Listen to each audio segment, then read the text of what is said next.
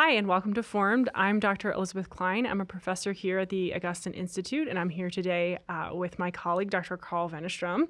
Hello. And we are continuing to talk about the 7 deadly sins. So last time we talked about the 2 kind of straight bodily sins of gluttony and lust. And this time we're going to talk about avarice and anger, both of which are kind of like the next step up. Like they're not just bodily, and they also kind of involve the emotions. So we'll go through each of these sins, I'll kind of define them, talk about ways that they manifest in our life today, and then talk about cures for them. So up first is avarice. Also known as greed. So what is avarice, or how is this kind of defined? Yeah, good. So we can think about avarice in a few different senses. And I think the first one, the first sort of rubric under which to consider it, would be in relation to gluttony and lust. So in a way, avarice is a kind of extension of gluttony and lust, or you could think of it in the reverse way too. So, like you need money so you can eat fancy food. Yes, yeah. To get meticulously prepared food, you have to drop some change down, and to drop some change down, you have to collect some change. Okay. Yeah. So it is liquid. So you can use your money to procure lots of different kinds of pleasures, either food, or sexual pleasures. All these things are can be made more accessible by money. And so if you really, really want those things, you'll be led to this temptation to avarice. So avarice and anger are kind of like ways that you extend your bodily power to like get your bodily needs, or yeah, that's right. Yeah. And then actually I think you can think about avarice in the opposite way with respect to gluttony and lust, because if you have money, if you're sort of obsessed with money and you collect a lot of money, you can actually start to have new desires that you wouldn't have had otherwise, right? Like, so your money sort of stirs up these desires in you. This is actually that's a really interesting point, because, there are a lot of passages in scripture that seem to imply that riches as such are kind of evil. In the story of Lazarus and the rich man, there's not a lot of specific sins imputed to him, other than that he's rich and doesn't care about Lazarus. But this is actually true in sociological research, that people who have more money become worse people. It isn't just that it's works both ways. People who might have inordinate desires attempt to hoard money, but people who get a lot of money also develop bad desires. And That's so it's kind of bad for you. Augustine says, we can think of people who have riches and aren't bad, but can we think of anyone for whom riches made them better? So he's riches aren't bad as such, but they're also they're in themselves constitute a temptation. Yeah, this is difficult too, because kind of like the way we're talking about with lust in the Roman Empire, avarice is essentially a virtue in our society. Yes. And so it's really hard to find the narrow way between an immoderate and a moderate desire for wealth. Because, again, we kind of sort of want to repeat as we go along, money itself is not evil. Right. Yeah. Food itself is not evil. Yeah. Sex itself is not evil. All these things. And so you can do good things with money, and people can have a lot of money and be virtuous and not be avaricious. But it does put you in more danger. So avarice is a kind of disordered love of money, so that you can acquire possessions, or sort of love of money for its own sake, which can lead to other sins. Is there kind of different categorizations of the way that avarice manifests itself? Right. There are a few further aspects, I think. So one way that it's talked about by St. John Cassian is that it's a lack of faith in God's providence. Okay. So this is interesting, because you think, I don't know, we've thought of avarice as having these very earthly dimension, that it's aimed at these earthly pleasures. But it's also a kind of theological error in a sense. This is especially true for monks who lived a life of poverty. So when they enter the monastery, they give up all their possessions. And so they try to get these side possessions sort of just in case. It's this lack of faith in their abbot maybe, but that's a lack of faith in God. But I think you can think about this also in your own personal lives, that,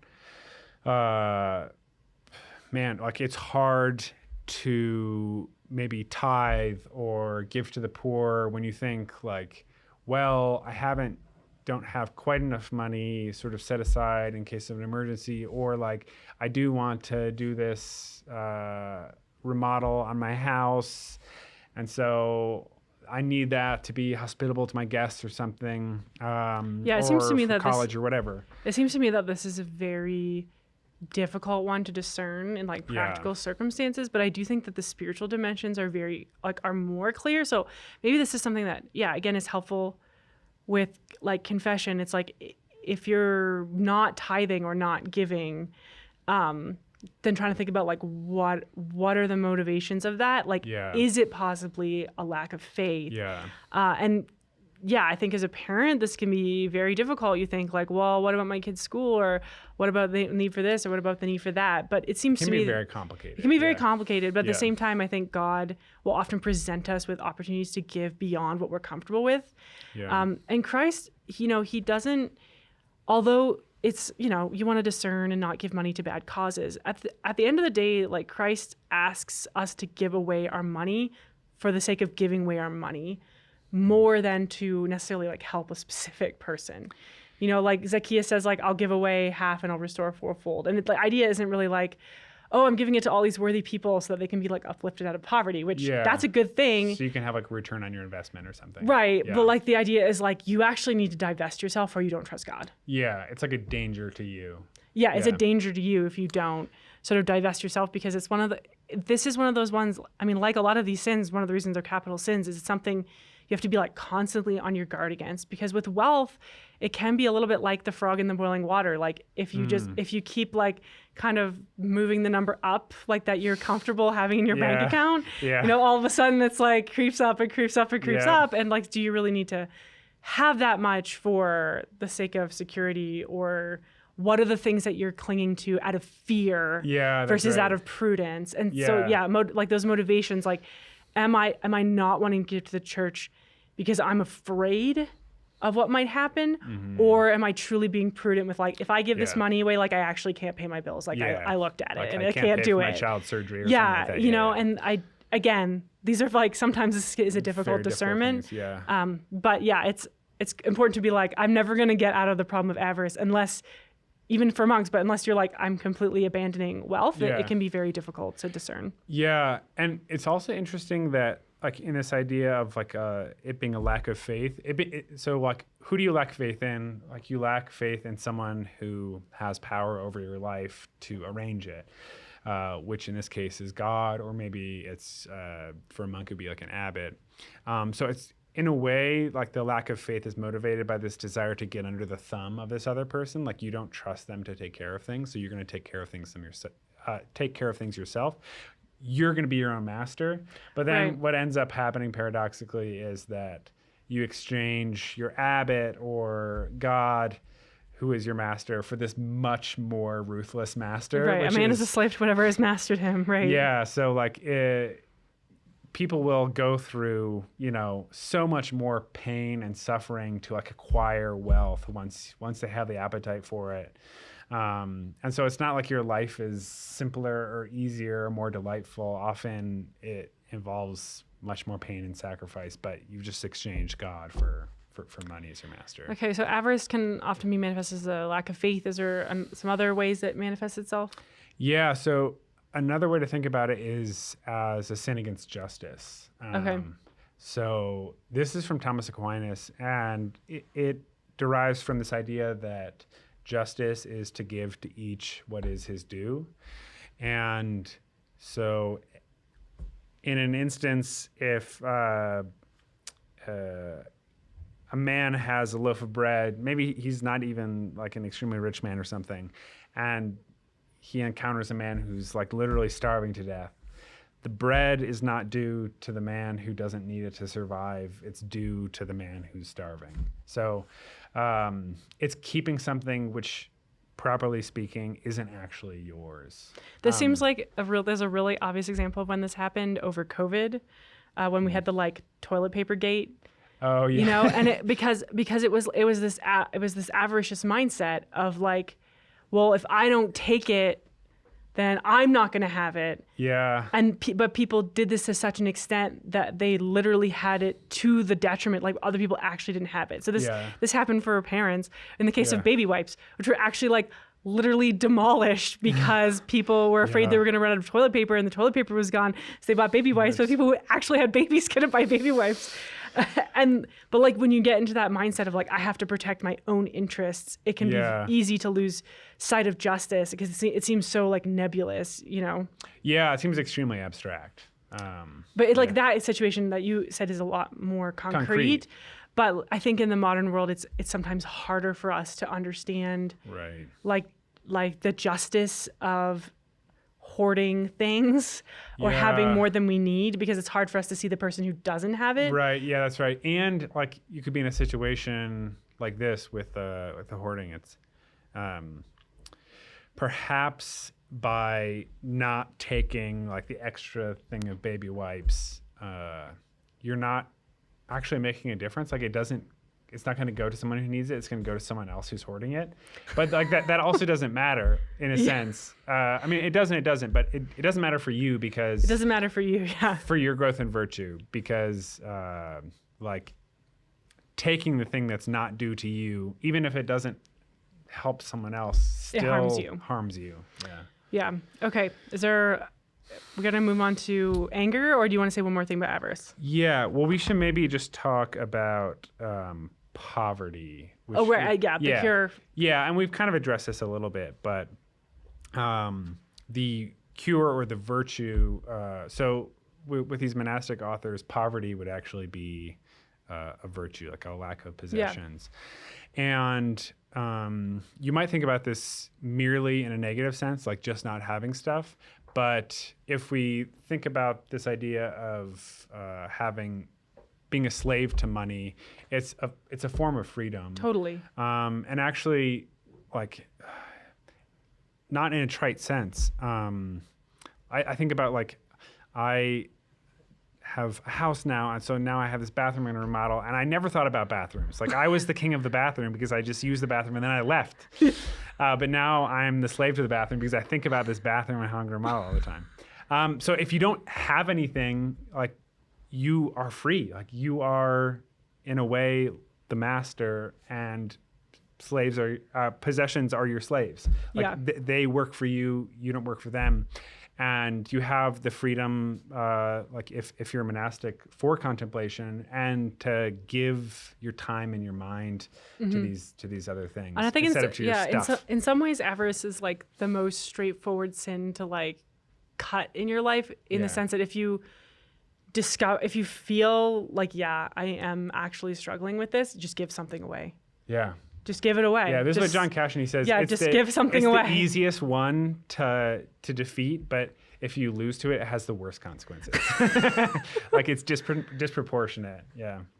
That's interesting. Okay, now on to anger. Yeah, anger, yes, good. Okay, so anger. What is anger? I mean, and what is good anger versus bad anger? Yeah. Like as a parent, this is a constant struggle. Like, am I getting angry at my child for their correction so that they'll be a better person? Or am I getting angry because this is like an inordinate expression of my passions? Yeah. And I'm like feeling inordinately offended by the ridiculous behavior of my toddler. Yeah. That's an excellent question. So I think we could talk about this. Let's like a sort of backdoor way to talk about this is the Stoics. So Thomas Aquinas says anger can be good. And in this, he says that he disagrees with the Stoics. And the Stoics, he thinks, had this good insight, which is that in the best of all possible worlds, there would be no anger. Because what happens when you get angry, to some extent or another, whether it's virtuous anger or vicious anger, your mind is going to be disturbed. So let's say you get cut off in traffic, and then let's say you don't even, give any gestures with your hand or scream any curses, but like it's still coming up, like there's still something happening. And then the person in the passenger seat asks you to describe the perichoretic dance of the Trinity. Like, you're not gonna be able to do this. Like, you can't contemplate when you're angry, or even like let's say they ask you to like do like a moderately difficult math equation in your head, like 75 minus 28. Like, you can't do that when you're angry, right? And so in a perfect world, there would be no anger, and our minds would always be at rest and available for right. So contemplation. so you're saying the good form of anger is sort of like anger at injustice. Yeah. So if there's no injustice, which would be ideal, there's no anger. But you can have a kind of appropriate reaction to injustice. Exactly. We're not living in the best of all possible worlds, and so there actually is an appropriate object for anger. And this is injustice, and Thomas Aquinas says that it's appropriate for vengeance to be brought out to like correct injustice. Okay, so if you can be properly angered by injustice and you can have proper vengeance for injustice, then how does one determine what is like inappropriate anger and inappropriate justice, and like what virtues was it required to make that discernment? Yeah, good. So I think in the first place, you could think about this question of reason and contemplation. So the reason that Thomas Aquinas said that they're wrong, the Stoics were wrong, because they didn't consider the way in which anger was mixed with reason. So this emotion of anger is not fully irrational. Mm-hmm. And that means it can be more or less irrational.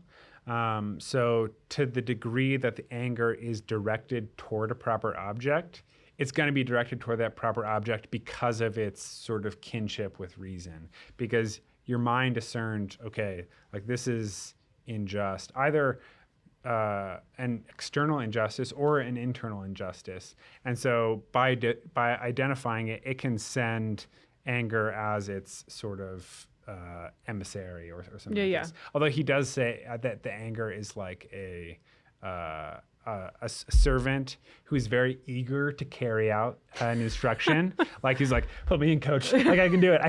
Anger's ready. But when he goes to carry out, he's like extremely careless.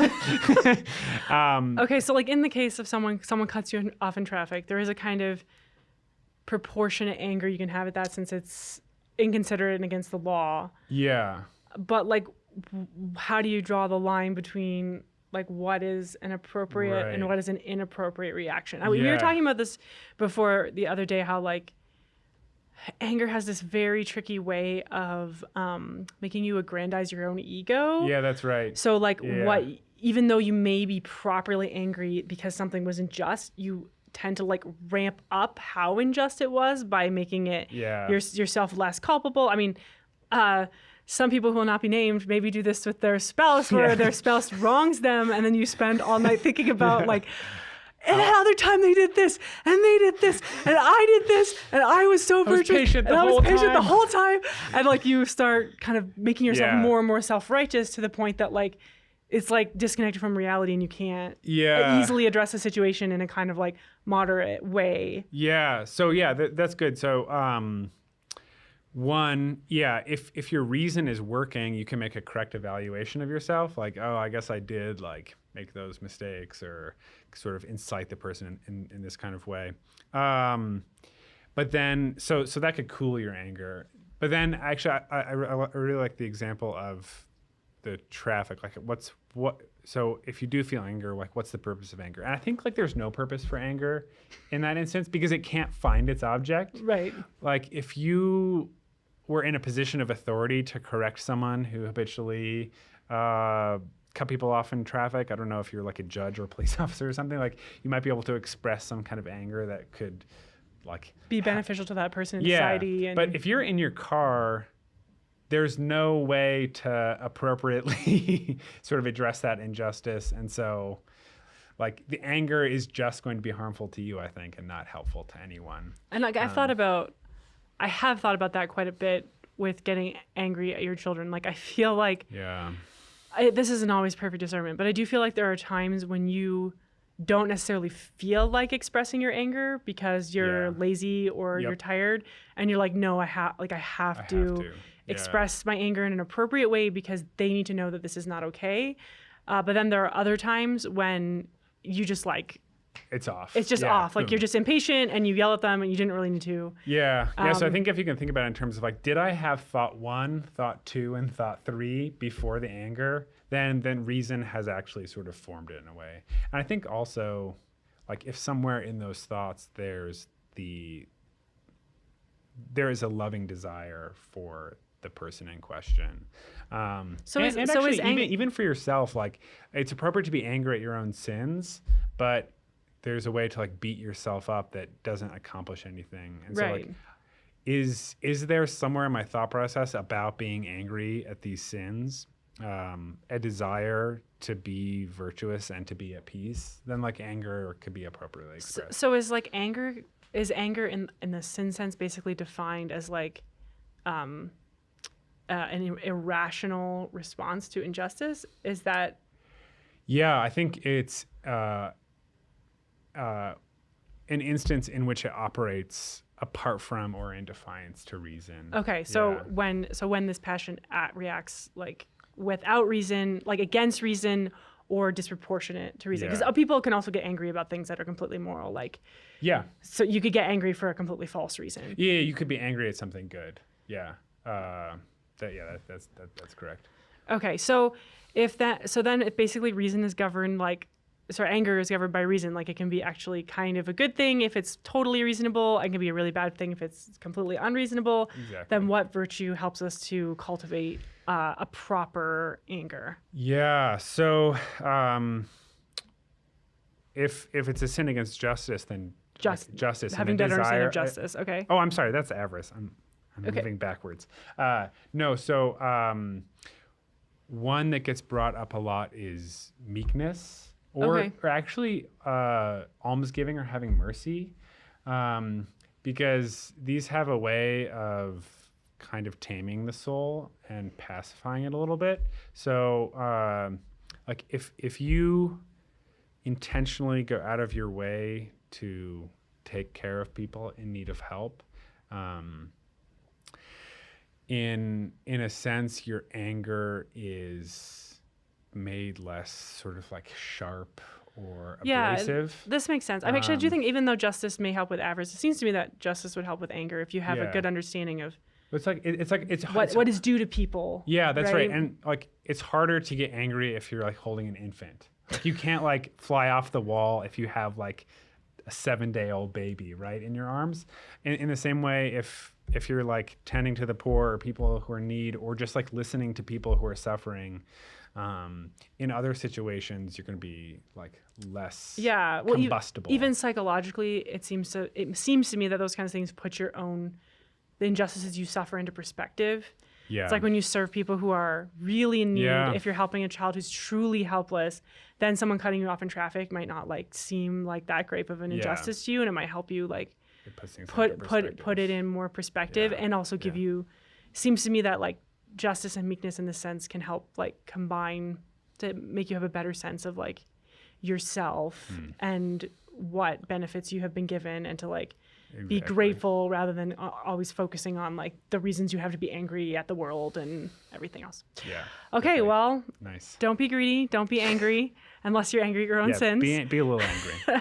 And if you're interested in the somewhat nebulous sin of envy, then please join us next time as we continue to go through the 7 deadly sins.